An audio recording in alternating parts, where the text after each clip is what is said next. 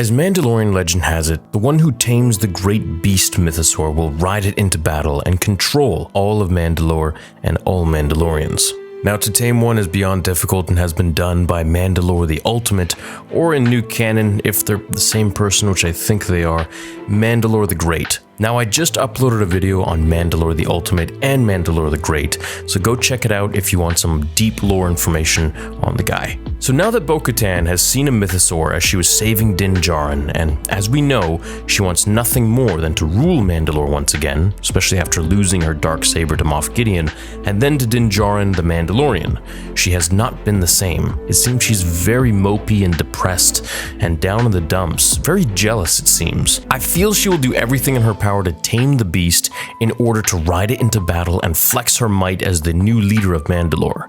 Now, ride it into a desolate wasteland that is Mandalore now? Yeah, I guess, but at the same time, she'll still be able to claim that she controls the beast. Now, to do so is extremely difficult. They have very tough hide, they're as big as a skyscraper or even a small city, and they're resistant to blaster fire, lightsabers, and pretty much everything else. However, with Baby Yoda's beast control force ability, just like we saw Anakin use on the Reek in episode 2, and Baby Ahsoka on that tiger beast in Tales of the Jedi, we know Grogu will be able to do the same thing. He did the same thing with the Mudhorn in season 1 of The Mandalorian, or at least calmed him down. Now, this beast is massive, and mythosaurs were known to be extremely violent and very alpha, taking orders from nobody. This is why taming one enough to ride it was seen as a rite of passage to rule all other Mandalorians. Now, I believe Grogu will be the one to control or connect with the beast if he tries hard enough, but can he do it is the question.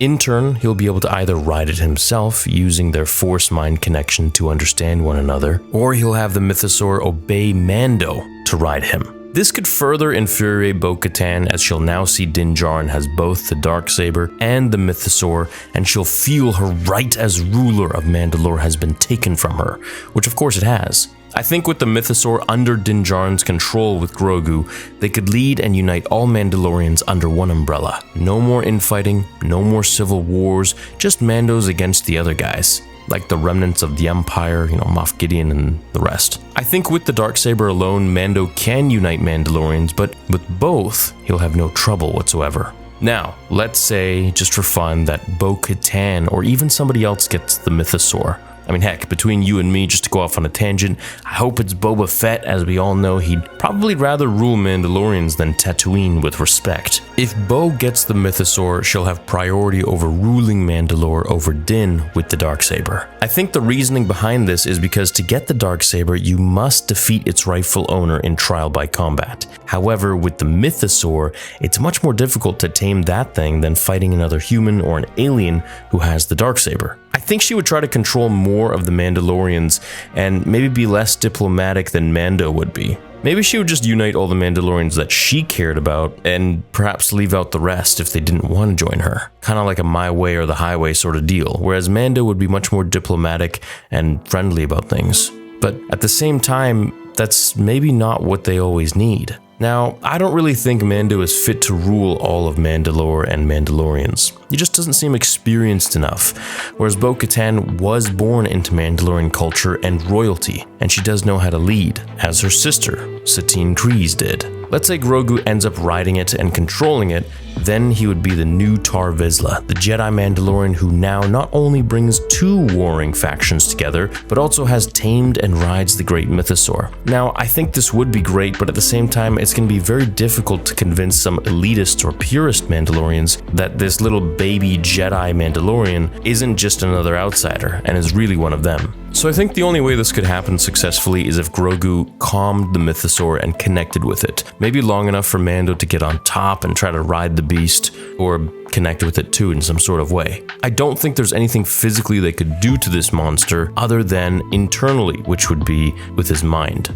I think Grogu being the one to ride the mythosaur can be potentially taking away from Mando's arc and development, but at the same time, I don't really think this show is about Mando all that much. I think the Mandalorian is really the child, as I firmly do believe that he will be the one to continue onwards when Mando passes away, seeing as of course Yoda species live to be 900 years old or more. Now Jon Favreau said, in commenting on season 4 being written and completed, we're just about halfway of a much larger story. So my thoughts on that are that, well, maybe this larger story is about Grogu. Because when all of this ends, the sequel trilogy, and Mando dies and all that stuff from his normal age, the only one to carry things on will be Grogu. Now, the Armorer has referenced a prophecy where a mythosaur would rise up and herald a new era for Mandalore. So, if Bo Katan were able to tame the creature, it could fulfill this prophecy and bring about a new era of Mandalorian dominance. It would signify a reclamation of Mandalorian heritage and a powerful symbol of strength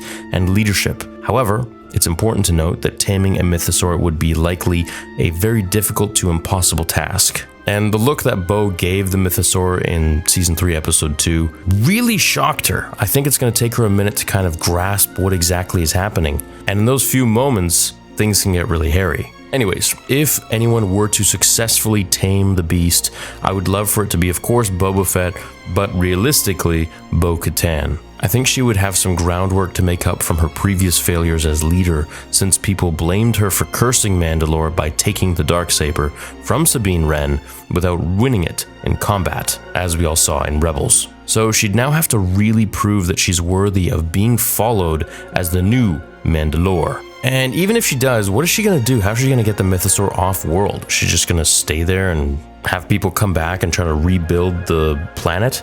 Or is she just going to roam around, ruler of essentially a barren wasteland? To transport a mythosaur would need a massively large vessel that I don't think Bo Katan possesses. And sadly, teleportation is just not a thing in Star Wars like it is in other sci-fi shows. So really at the end of the day, I think what could happen here is that either the mythosaur will get tamed by one of those 3 characters, or he's going to get tamed by a completely different character, a evil character who really won't have the best intentions when it comes to uniting Mandalore or even ruling them. And the final scenario is that the mythosaur doesn't want to be tamed and just kicks the crap out of all of them, and they have to get away, maybe even off-world. But now they see that a mythosaur does exist and hasn't gone extinct, and they can go and tell the other Mandalorians throughout the galaxy, and word will travel fast, and eventually there will be one Mandalorian who will go to Mandalore and try to tame the beast and perhaps become successful. And maybe that person and Din Djarin with the darksaber would have to fight to the death